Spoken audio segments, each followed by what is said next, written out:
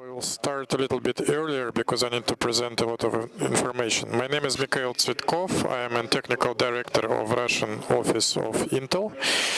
My colleague Oleksii from our partner company Form64, which created this very interesting project for acceleration of Postgres on the programmable accelerator. And we will combine our presentation. I will tell you a little bit about some interesting technologies which are critical for databases, which make databases big and fast. And Oleksii later will tell you about his experiments, how he could accelerate Postgres by 80 times. First, what I would like to introduce is memory, which became actually energy independent. This is DDR4 module, memory module based on the new physics. It looks like a normal DIMM, but actually when you switch off the energy, it doesn't lose the data, and you can put more data in several times more. Intel Optane persistent memory has 128, 256, and 512 gigabytes. So for your server, you can put 6 terabytes, and mostly the databases can be uploaded into the memory, and you can forget about the nightmare of slow hard drives and just address to them in extreme cases when you need to roll back from the backup if something happens. About the performance. Performance is quite high, but we had some problems with data management organization. When in the beginning of computerization, the hierarchy was quite simple: fast processor cache, small memory, and between them there was a huge gap in terms of latency gap. And Intel produced its SSD device, first device in 2008 to solve this problem of lack of data for fast cores, and since then the hierarchy developed in the following way. We have big QLC technology disks for hot storage with SATA, but this interface goes in the past, and mostly SSD are based on PCI Express. Also, fast Optane SSD, it's a block device, but based on technology not Nando, but 3D cross pointer. This is a principal new physics of storage, which allows to perform byte-by-byte addressing. So it's not a rotating disk or 64 kilobytes NAND device, but this is addressed low granularity block, which is equal to length of processor cache, 64 bytes. Same granularity is in DRAM memory, is used in modules on servers and client devices. Optane moved from block SSD to memory form factor. Please welcome.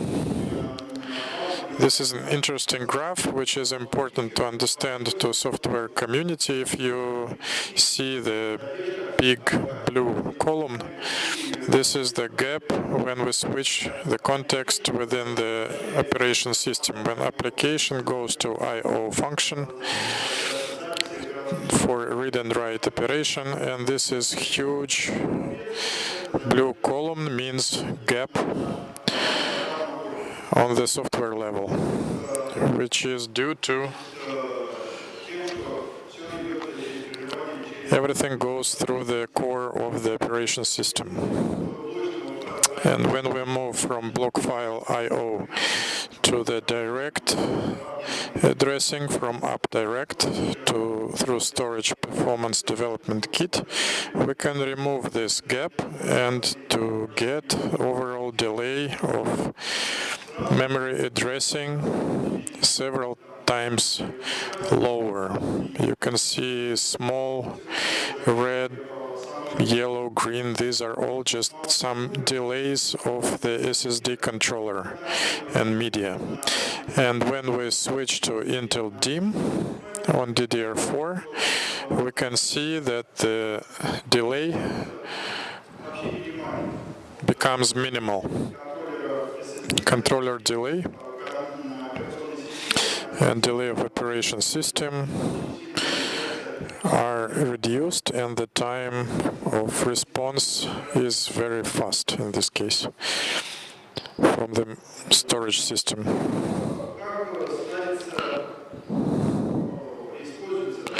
How we use this new memory? It works in cooperation with old DRAM memory. We cannot replace it to DCP memory. We have to keep a bit of old DRAM memory and to add the new DCP memory. And in this case, we will have a streamlining of process. File system can be excluded, and the application using either the new operation system with file systems with persistency accounted, they will go directly to this DCP mem, or the application can use PMDK, persistent memory development kit, functions to address directly without operation system. In addition to the new technology in the hierarchy of storage system, we have a vision of heterogeneization of the calculation. In Intel products portfolio, we have a new one. It's FPGA, reprogrammed accelerator. This device allows to realize not the sequential code, but the spatial schema techniques. And PGA, which is native and parallel, can remove the load from the CPU in several times. Here, at this point, I give the word to Oleksii, who participated in this process. Intel actually produced PCI Express card, which you can install in your server, and this card is mostly provided with already prepared,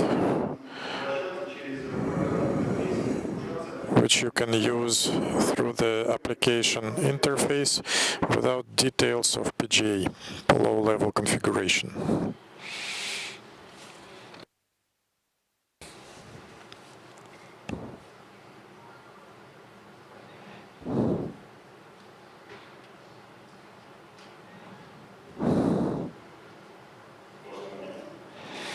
Important moment. Hello everyone. I work in company Swarm64. This is a Berlin startup which is trying to accelerate the Postgres analytics. I explain this technology mostly in English, so the second part of the presentation will be in English, so you don't have to suffer. The next part will be in English. Scale in before scale out on a stub single node with your Postgres. Before going deep into that use case, I would like to first briefly explain what Swarm64DA is and what does it add on top of Postgres. So Swarm64DA is not a Postgres fork, it's an extension that actually allows to optimize something that is not the strongest part of Postgres. It's analytical performance, and which is also combined with multi-user environment when our analytical queries are running in parallel on the same server. And to speed up Postgres, we actually utilize the capabilities of FPGA. Swarm64 as a company works closely with Postgres and EDB Postgres communities, and it's also contributed to Postgres patches, and recently it shared an easy-to-use benchmarking tool that can be easily used out of the box to benchmark Postgres with some of the standardized benchmarks like TPCH, TPCDS, star, and we actually planning to add a couple more on top of that.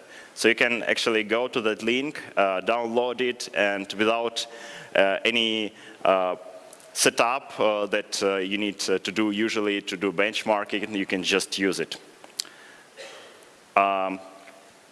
As for Swarm architecture, and in particularly for HTAP use case, how exactly is it working and what's the architecture that we suggest? So HTAP, as we know, is a combination of the analytical workload and transactional workload.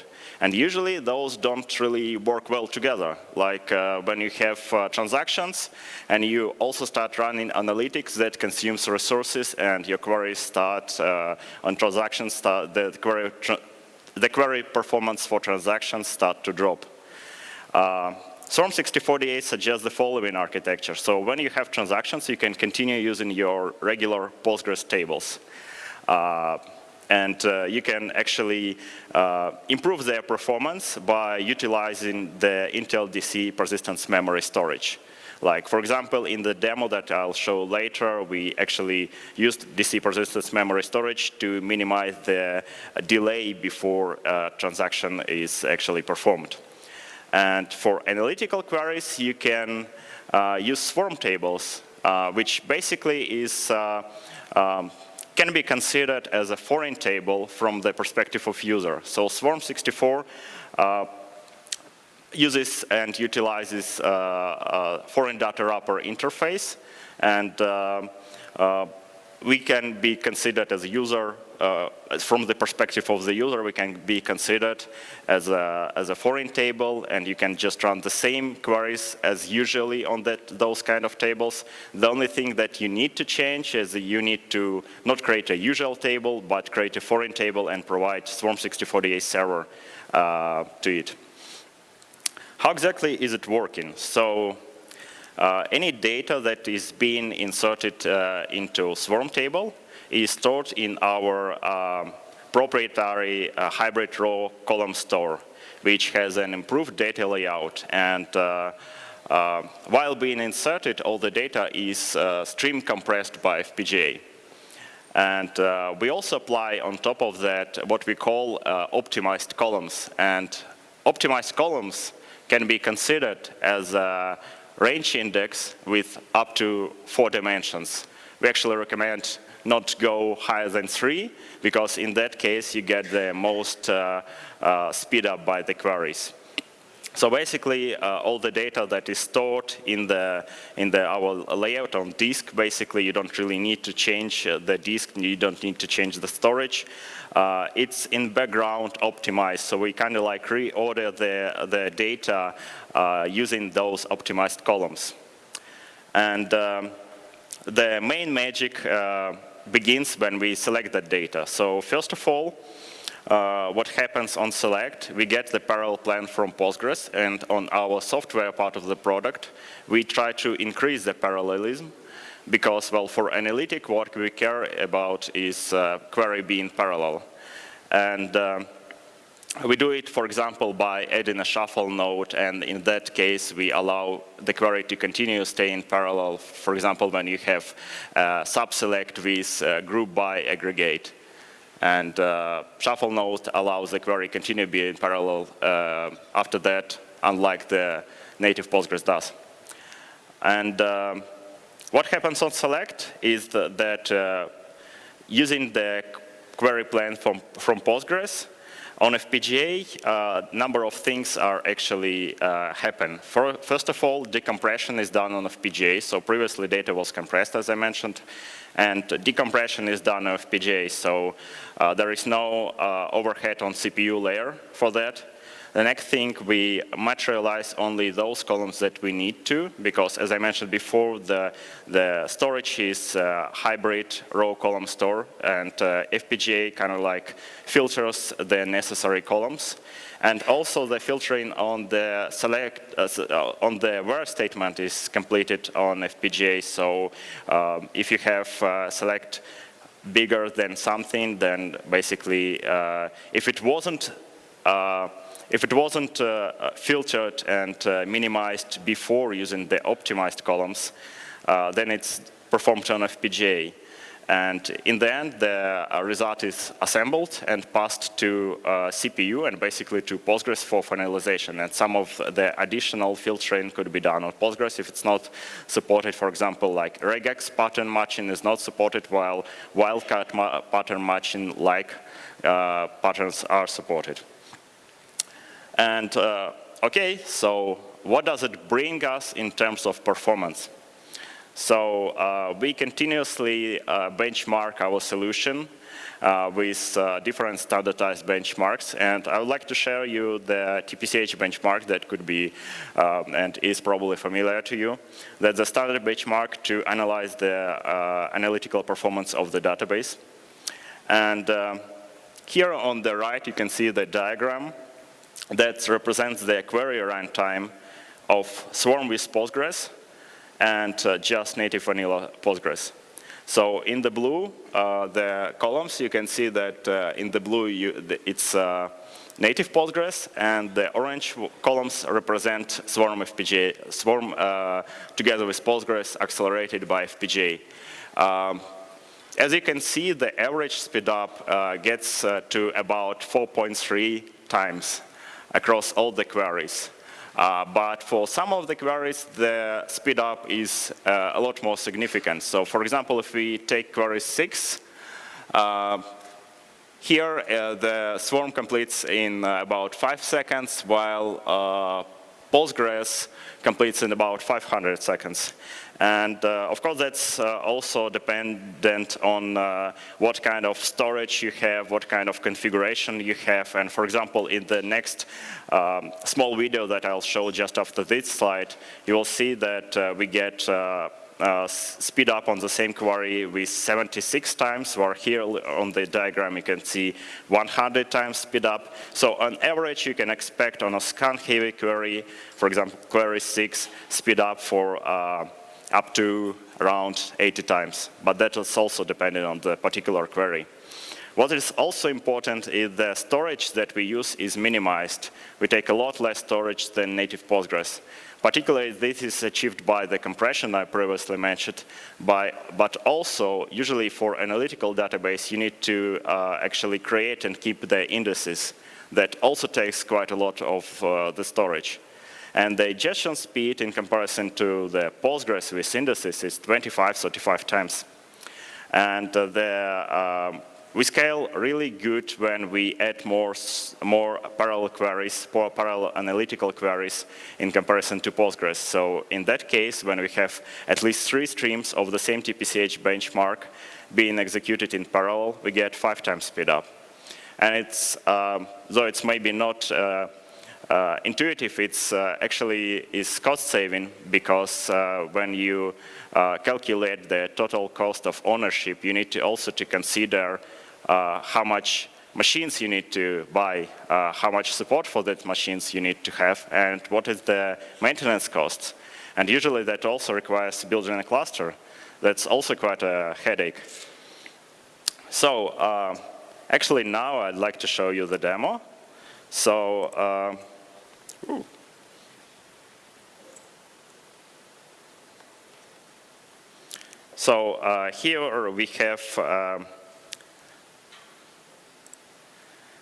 here we have a video that actually represents how query 6 behaves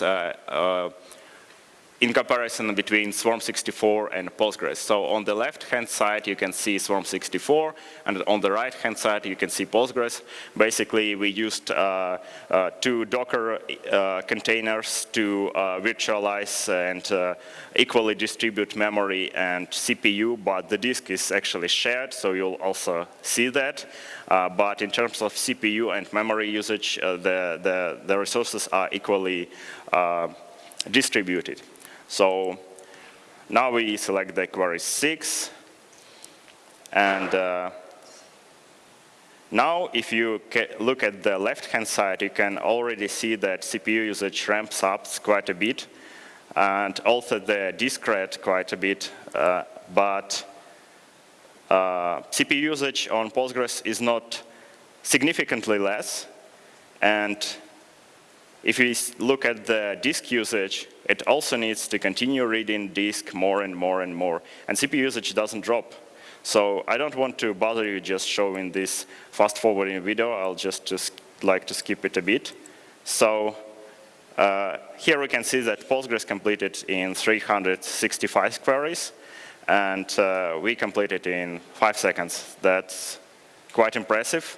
And one of the things that contributed here is actually optimized columns. So we didn't query the disk when we didn't need to, while Postgres did. And it's also having, I need to mention that there is a standard index for the queries that are being, for the columns that are being queried more heavily. So now let's get back to HTAP use case. So let's imagine we have a company that analyzes trade market data and tries to make decisions based on where to sell or to buy certain stocks. So they need quite a high number of ingestion transactions per second. They need also to analyze quite a lot of data in one go. And as more symbols you can analyze, the more your market coverage is. And the analysis should be fast, because basically if we wait for too long, somebody else can buy or sell stocks, and we lose our income. What the usual solution for that would be? So we would have some kind of ingester that would ingest the data, stream ingest into transaction tables. And we need to maximize the transactions per second. And the regular solution would be to have maybe the same or a different database on, and to have a table, analytical tables on which the queries would be performed. Because the data that is being ingested is raw data, like, I don't know, there could be some kind of JSON inside of the fields or something like that. And then, based on the analysis on the tables, people will decide whether to buy or to sell stocks. So in that case, usually we want to understand that there is more and more data will come in the future. We will need to probably to keep the ingestion rate as high as possible, but at the same time we want to minimize analytics. And the usual solution for that would be the classical scale-out solution, right? So we create a lab cluster for analytical queries. We create the different servers. We combine them into a lab cluster. We create an OLTP cluster to actually process transactions. And the good part of this solution, you'll get your performance, you'll definitely do, but the problem is that you will get also all the complexity that comes with clusters, right? You'll get the additional servers you need to maintain, and there is no out-of-the-box solutions that, well, there are, but they're not free, they're not in most of them you need to still pay, and you need to pay consultants, agencies, or you need to maintain that solution. But what could be if we could avoid that? Well, it comes with no surprise that before scaling out, maybe you will eventually need to scale out, but before scaling out, you maybe can move some of the load on your hardware. So, for example, here we improve the transactional speed by utilizing the Intel DC persistence memory storage, and we move the analytical load from the CPU to FPGA. And now I'd like to show you a quick demo of that one. You can also see that demo running live on the stand Intel, and yeah. So as you can see here on the right, we have trading decisions being made, like to sell or to buy certain stocks. They are done, and the metrics on how fast the ingestion speed is being done, the transformation that I previously mentioned, the transformation runtime, how many rows per second we are transforming, and the trading runtime as well. So as you can see, the ingestion speed transactions per second is not really going below the 100. It's sometimes higher. That is actually the benefit of Intel DC persistence memory storage. And the trading time is not bigger than 2 seconds. The transformation runtime keeps within half a second and a second. And the number of rows that are actually being transformed is from 150 to 300 rows. That's quite good for HTAP, actually. So I can just fast forward that a bit also, because you can also see the current runtime, the average one. So yeah, we keep the numbers just as we required initially, and that would be unfortunately not possible without the hardware, unless you buy really a lot more powerful machine or build a cluster. So yeah, you keep getting trading recommendation whether to buy or to sell certain stocks. And what are the use cases for this solution? So where can Swarm help? Well, first of all, when you have a data warehouse that would like to move, for example, from some old technology to Postgres, but they're still not really fast enough for their analytics, that could be a good solution. We have a successful use case that I can share regarding a loan company in Europe that actually wanted to move to Postgres, but unfortunately there were some restrictions on how fast they needed to do their transformation. And we helped with that, and not only that, the analytics speed up was also quite impressive.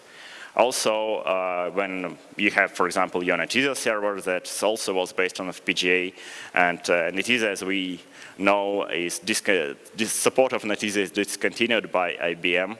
So yeah, you already have FPGA. You can use Swarm64. We are quite comparable in terms of performance, but we are cheaper.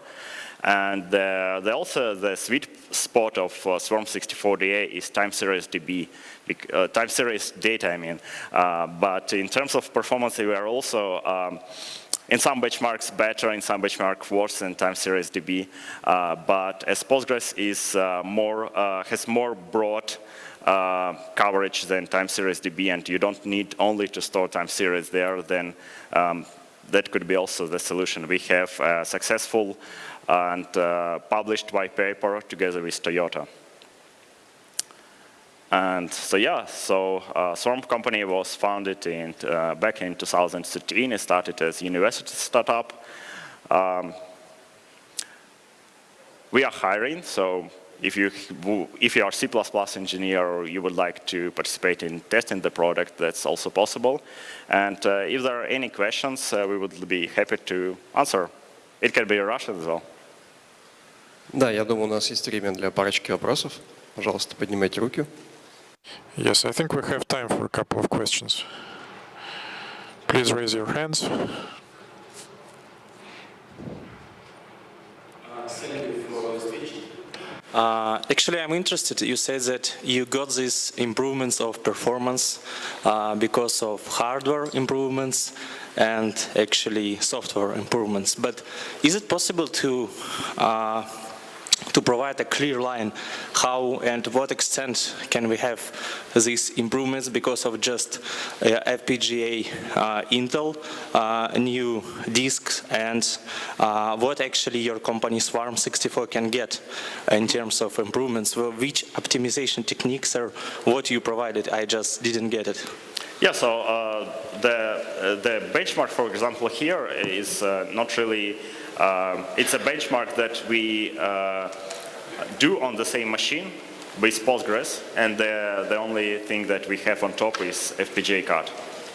So No, I mean, is it possible to understand maybe these improvements not just only just achieved because of these new disks, or only because of hardware? How can I understand and actually trust to use it? It's also because of this acceleration with some software part inside. yeah, so FPGA is kind of like a programmable unit of hardware, so it wouldn't work unless you put effort and program it to do what you want.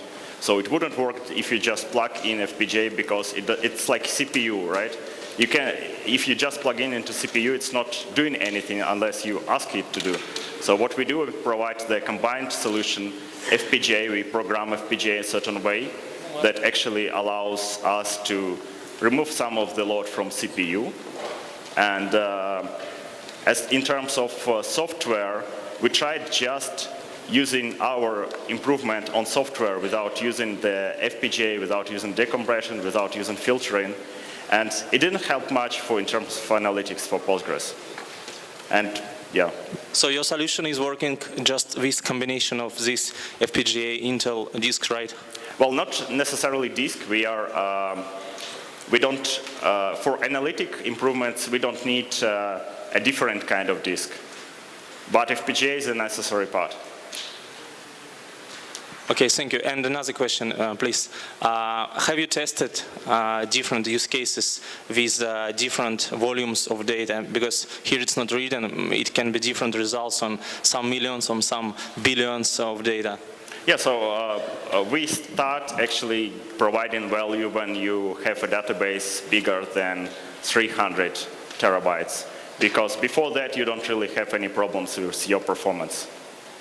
Like with starting with 300 values, it's quite noticeable already. And here we have 1 terabyte, and the more data you have, the bigger problems database have in terms of performance, and we can improve that. So yeah, we have different benchmarks. Thank you. Разрешите? Я думаю, что уже пора закругляться на самом деле. Сейчас следующий доклад. I think it is time to stop. A very simple question. If you tell everyone the cost of this solution and which licenses you export to the third countries, like Russia, for example. Because Intel technologies are in place, and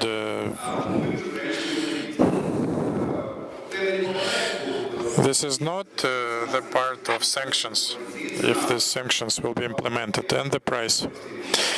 Two simple things. This is a very good question. Unfortunately, I cannot respond. I'm just a technical engineer, and about prices also I cannot share. But you can go to Swarm64 website and you can request a demo, and I'm sure that they will either provide you a demo, or maybe you can try it on some cloud services, even for free, the trial version. Thank you. So the rest of the ones of you who wants to ask questions, you can ask later, and we're moving to the next presentation. Thank you.